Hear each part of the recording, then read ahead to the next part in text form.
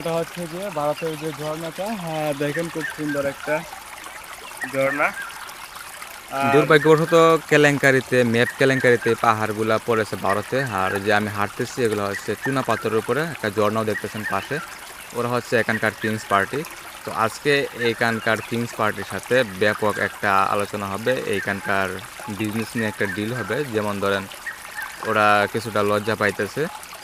তো এখানকার যে একটা অবস্থা সেটাই দেখার জন্য আমি এখন যাইতেছি চিপা একটা জঙ্গলের রাস্তা দিয়ে। দেখেন সামনে পাহাড়গুলো আর আশেপাশে কিছু ঘরবাড়ি দেখা যাচ্ছে জঙ্গলের চিপা দিয়ে, আর কিছু উলুচন দেখা যাইতেছে। এই দেখেন এটা হচ্ছে বাংলাদেশের সীমান্তের একদম শেষ বাড়িঘর এখানে। আর যে পাহাড়গুলো দেখেন দানব আকৃতির পাহাড়গুলো দাঁড়ায় রয়েছে, এই পাহাড়ের নিচে অনেক ঘরবাড়ি আছে। তো বাঁশঝাড়ের নিচে একটু দাঁড়াইলাম। এখানকার যে একটা অবস্থা এটা আমি দেখতেছি বাঁশঝাড়ের নিচে দাঁড়াইয়া, কারণ প্রচুর রোদ। আর সামনে যাইতে হলে অবশ্যই একটু শক্তিশালী হইতে হবে, যেমন ধরেন পানি তৃষ্ণা পাইবে প্রচুর এই রোদ্রের মাঝে, তাই একটু প্রিপারেশন নিতে হবে ওইখানকে যাওয়ার জন্য। দেখতেছেন সুন্দর একটা টিনের ঘর আর একজন মুরব্বী হাঁটতেছে। আর যে বালুর চর দেখতেছেন এটা হচ্ছে গিয়ে যে পাহাড় থেকে দৈসা পড়ে গেছে যে বালুগুলা, এগুলা একদম চর হইয়া পানির সাথে সাথে বাংলাদেশে ঢুকতেছে ভারত থেকে। তো সেগুলো আজকে আমরা এখানে দেখবো। তো ধীরে ধীরে আমি এখন সামনের দিকে আগাইতেছি। তো দেখতেছেন মুরব্বী একজন সামনে যাইতেছে। ওনার বাড়িটা হচ্ছে ওইখানকায়, ওই যে ওই বাড়ি থেকে উনি বের হয়েছে। আর সামনে দেখেন একটা বিলবোর্ড লেখা আছে এখানে। এটা হচ্ছে গিয়ে আন্তর্জাতিক সীমারেখা অতিক্রম করা যাবে না, তাই আমি একটু অ্যাঙ্গেল হয়ে চলে গেলাম, কারণ সোজা গেলে একদম অন্যদিকে চলে যাইমু, যেটা হচ্ছে গিয়ে 0 পয়েন্টে 0 লাইনে নোম্যান্স ল্যান্ডে ঢুকে যাব। তাই আমি এই যে বাংলাদেশের বাড়িঘরগুলো যেদিকে রয়েছে সেদিক দিয়ে আমি যাইতেছি। দেখেন এইখানে শুধু পাথর আর পাথর, নিচে বালু আছে আর উপরে পাথর প্রচুর। তো এখানে গাড়ি চালাইতে গেলেও অনেকটা হিমশিম খাইতে হইতেছে। এগুলো হচ্ছে গিয়া চুনা পাথর যে বাড়ির চিপাই চিপাই এনে রাখছে, এগুলো হচ্ছে বাংলাদেশের বাড়ি। এই বাড়িটাই হচ্ছে এইখানকার যে বাংলাদেশের একদম শেষ সীমান্ত, সীমান্তের বাড়ি আর কি। তো এইটা থেকে দেখেন সীমান্তের বাড়িঘরগুলো খুবই নাজেহাল অবস্থায় আছে।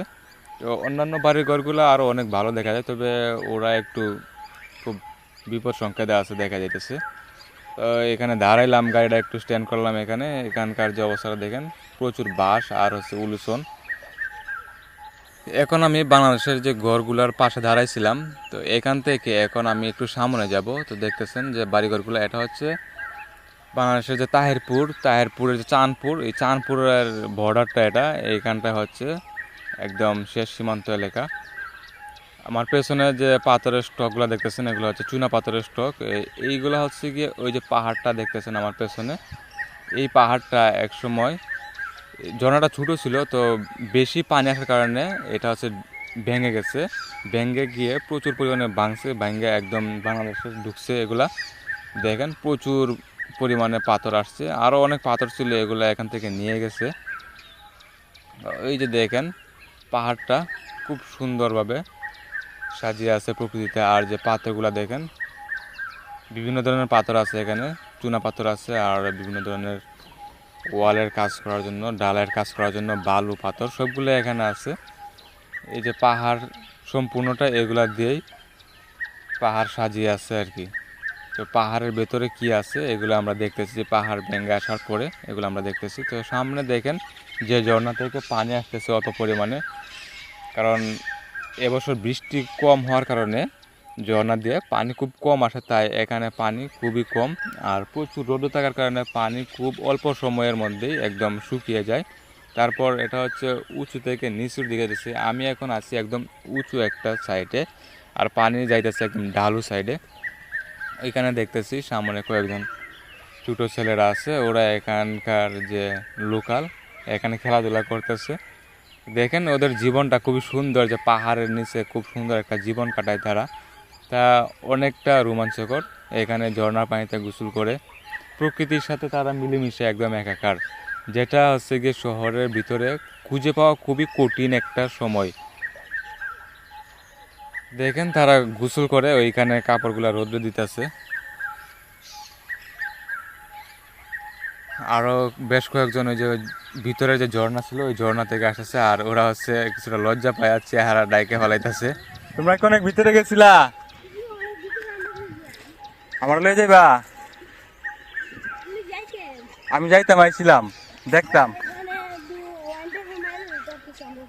তোমরা যাও, তোমরা মারে না? আমার মালে তোমরা আঙ্গে আনতা না? রিক্স আছে, তোমরা রিক্স। হ্যাঁ, এখন এরা কোনো বেঁচে কোনো আছে।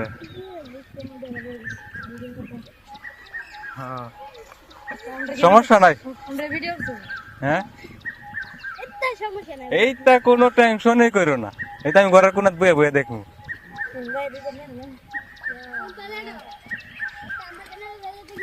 দেখেন এদিক দিয়ে আরো 10 মিনিট আসতেছে এই জায়গাটা দেখার জন্য। দেখেন এদিক দিয়ে আরো অনেক লোকজন আসতেছে।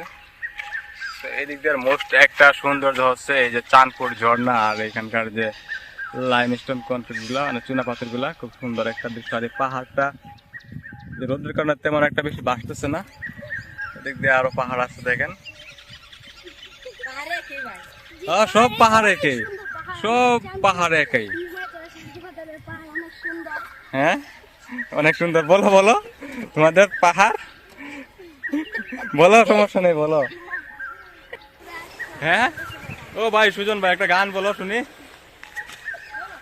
আচ্ছা, এখানকার লোকাল ছেলেদের সাথে কথা বলে অনেকটা ভালো লেগেছে। তো দেখেন অনেক দূর থেকে ঝর্ণার যে পানি আসতেছে, আর পাথরের যে একটা লাইন, আর পানির যে একটা কলকল ধ্বনি, তা খুবই সুন্দর লাগতেছে।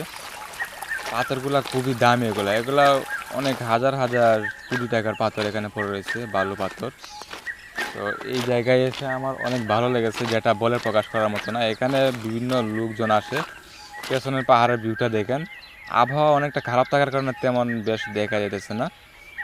অনেক লোকজন এখানে আসে, তবে একদম সরাসরি ভিতরে যাওয়া অবৈধ। এখানে ভিতরে যাওয়া যাবে না, দূর থেকে দেখতে হবে। শেষ পর্যন্ত আরেকবার দেখে নিচ্ছি আশেপাশের যে পাহাড়গুলা দেখেন, খুবই সুন্দর একটা দৃশ্য এখানে এই পাহাড়টার। এদিক দিয়ে দেখেন পাহাড়ের ভেতরে যে একটা অংশ খুবই সুন্দর। আর এখানে বিএসএফ একটা চেকপোস্ট দেখতেছেন ওই যে পাহাড়ের চিপায়।